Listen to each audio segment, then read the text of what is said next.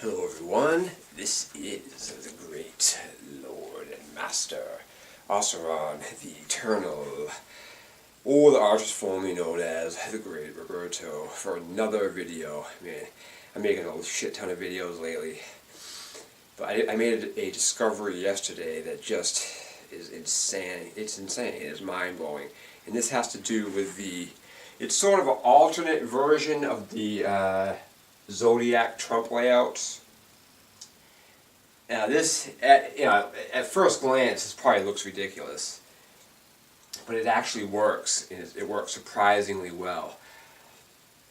Now the traditional Trump layout, that some people, I have a video that tells you what they are, but some of those cards really don't make much sense, In this layout, actually, not only does it work mathematically, but the cards that fall into the positions actually, in a lot of cases, work better than the layout that exists. And I'll just go over the original layout. The original layout is Aries, which is the Emperor, the Hierophant, the Lovers, the Chariot, Strength, the Hermit, Justice, Death, Temperance, the Devil, the Star, and then the Moon, wrapping up in Pisces. All these upper cards haven't changed. Those are the same. It's the lower cards that change, and there's some cards that really didn't make much sense. But I'm not going to discount that other method just because, who knows what the deeper esoteric meanings of it are. There could be something that I just haven't discovered yet. So that's why I'm calling this the alternate version instead of the true Zodiac, as is the case with the Tree of Life and the Cube and everything else I've done. So this I'm going to just, for now, call it the alternate method. And what you get is, now, I've alluded to some of this in the other videos. In the center of the wheel, you have the Fool, which is 0. Now, 1, which is, again, rightfully the High Priestess. And if we were, just as a quick reminder, remember when the Tarot was first developed, the idea of putting the High Priestess as 1 would have been considered heresy of that time and day, and people would have, possibly died for doing that.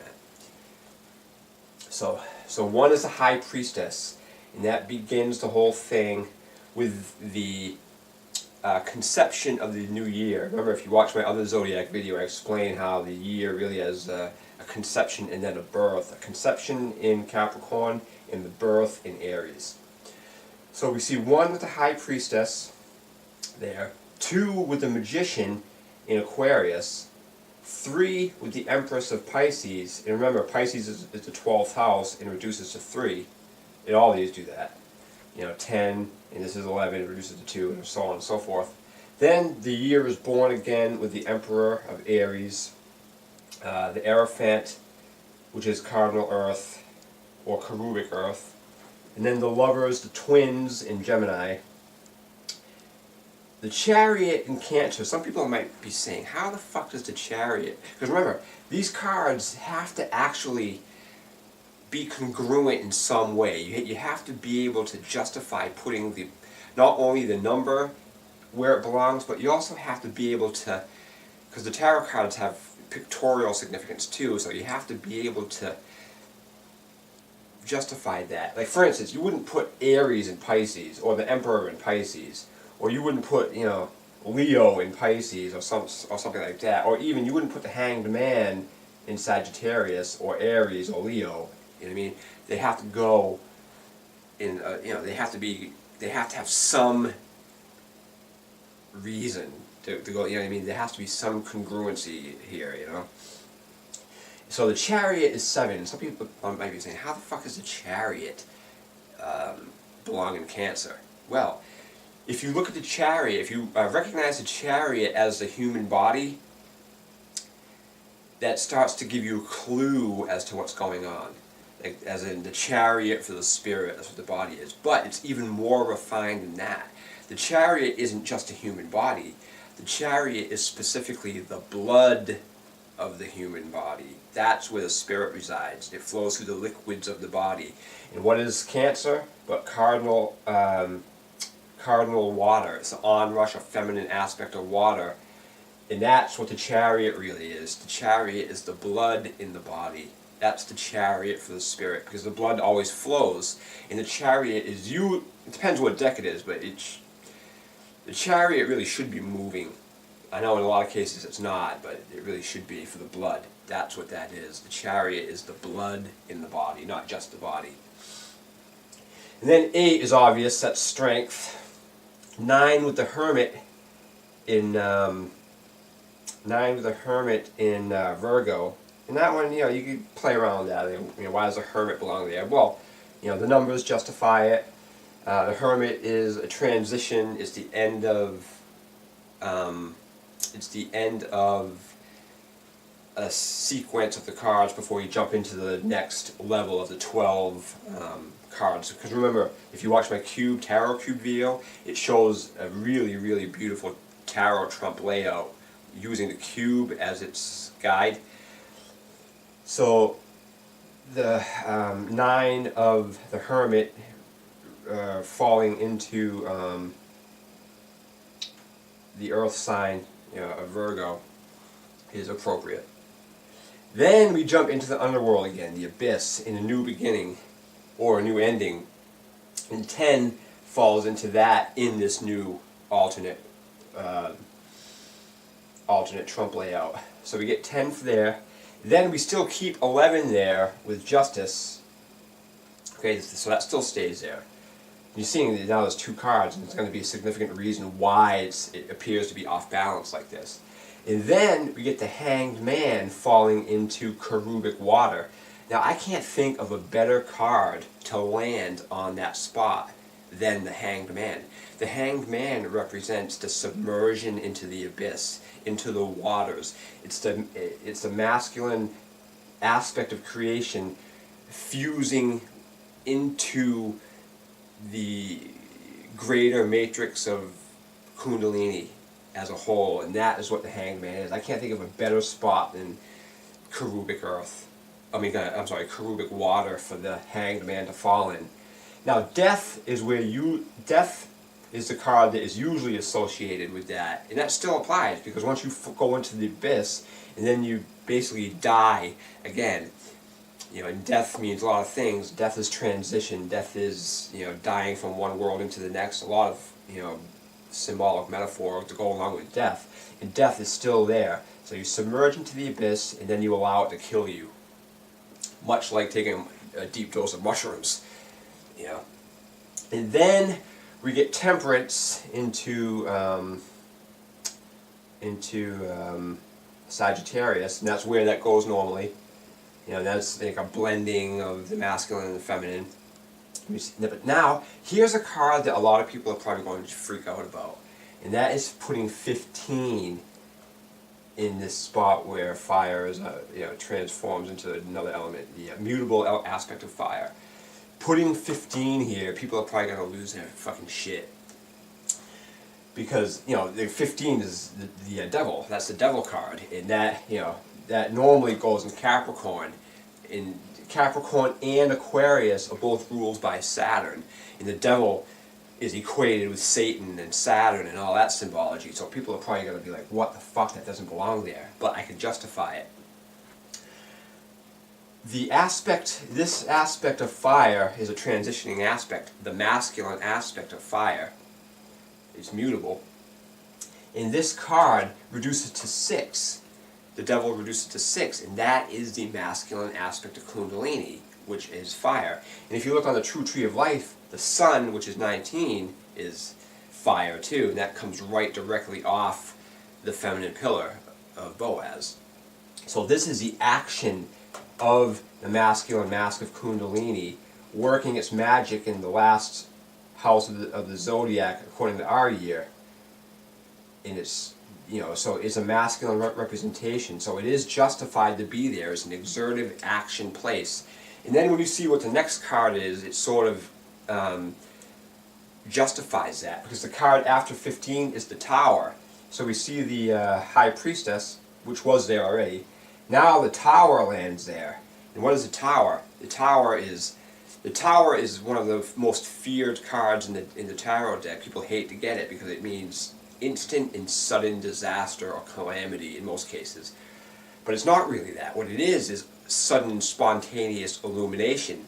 And the card is usually always shown with a lightning bolt coming from the right side where Chokra comes from, the masculine aspect on the Tree of Life. And that is the divine spark of life starting the whole process over again on another level. Remember, the womb of creation. So the spark of life now happens here in the waters of the High Priestess. It's the masculine infusion of what this is doing in here. So it's like boom, the masculine aspects, the lightning bolt, the spark of life is begun again here. And then the star lands on that on the third row. And star is the star after the apocalyptic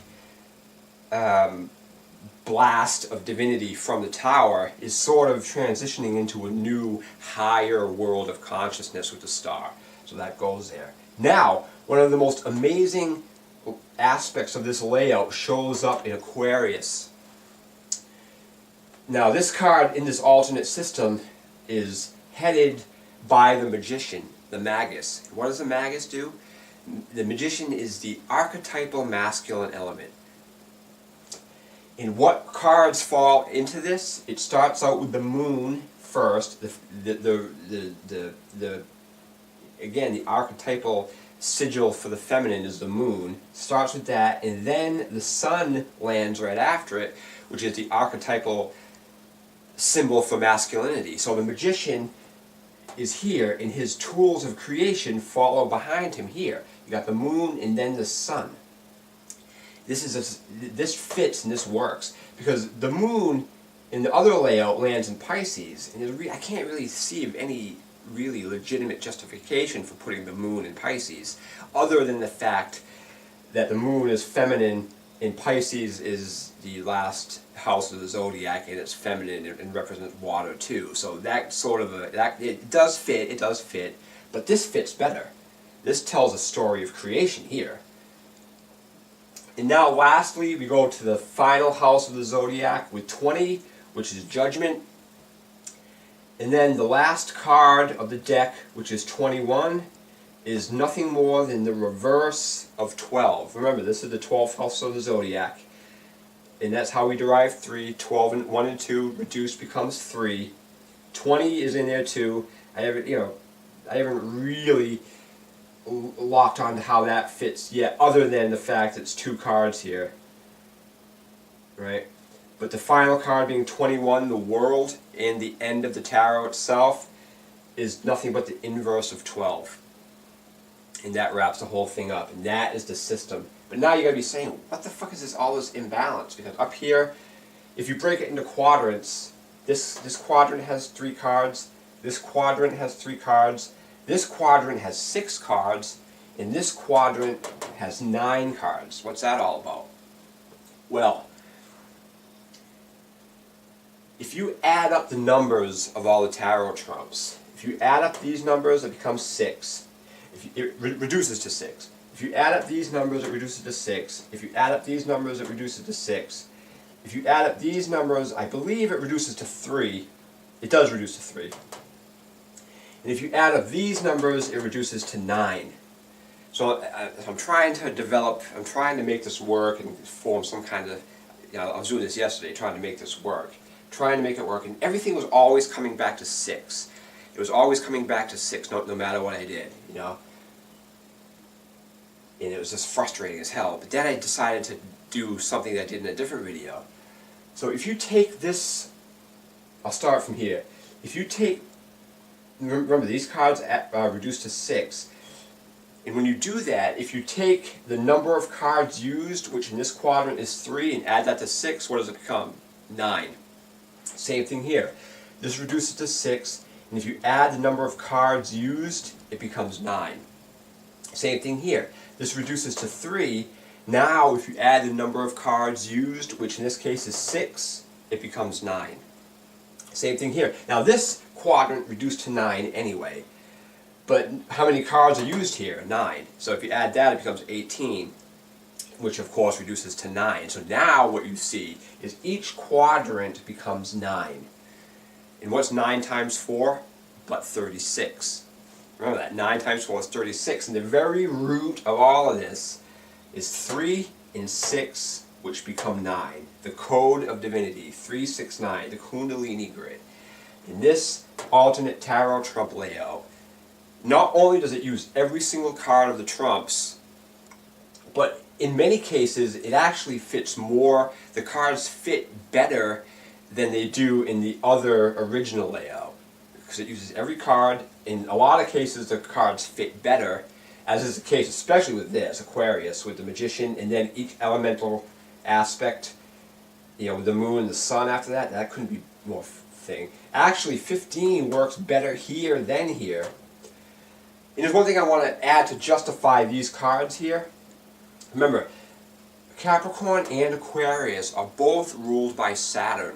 Why would Saturn get 2 houses right in a row like that? That's one thing I was always scratching my head about. Now, if you add up just the numbers of this house and this house together, it reduces to 10. And both of those houses are ruled by Saturn, and Saturn is represented by 10. In the whole Saturn 10 thing, the Jews worship Saturn, the male god. The aspect of Saturn is male god. So add up these numbers and add up these numbers, and they reduce to 10. And both of these houses are reduced to 10. Now, a couple more things I want to mention real quickly. I spend a lot of time bashing 10 and then 22, not as much, but I really, there's no need to bash those numbers because they are legit and viable. I mean, 10 and 22 are both conditions comprised of 0 through 9 and then 0 through 21. And I think I've shown amply with enough evidence to show why that 0 is so important and what it does. So 0 through 21 is 22 conditions, 0 through 9 is 10 conditions. Now, that's just sort of as a last aspect of this. 22 divided by 12 equals 1.83333. My calculator only goes out 15 spaces after the point here. So it was all 3. So 18, which 1.8, which reduces to 9, and 3333333 all after that. And that's what you get when you divide 22 by 12. One other aspect that sort of makes this whole thing work, and again, this is a case where you're going to want to play with the numbers because it keeps revealing. But one aspect, if you reduce these cards here, 17, 16, and 1, it reduces to 7. So I'm thinking of that. This starts the whole thing off really, 7. So how does that work? Well, if you take these cards, 15 and 14, it reduces to 11 and then of course 2. So now we see 2. The masculine aspect of 2 here in Sagittarius infuses into what is basically the feminine aspect of 7. And remember, 7 is the chariot, the blood. This is the card in the water here. And 2 plus 7 equals 9. So let me just add that here on the bottom. Fucking, sort of like, let me do it in red, just so when I take a picture of it, I just want it to look good. We got fucking, boom, the spark of life that is 9, right there. So 2 plus 7 is 9, and this wraps up. And then, so this is again showing the beauty of the single-digit code of 0 through 9. The second condition of 22, which remember, if you remember from the tarot on the true tree of life, the middle pillar on the true tree of life adds to 22, and it tells you that. So that this code of 22 is derived from the very true tree of life itself. And what is 22?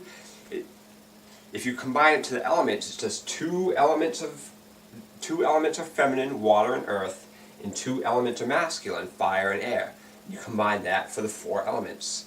And then you add divine spirit of 1, and that creates 5, which sits in the center of the tree. So this is it for now. This is pretty wild. I hope you enjoyed it, and thank you.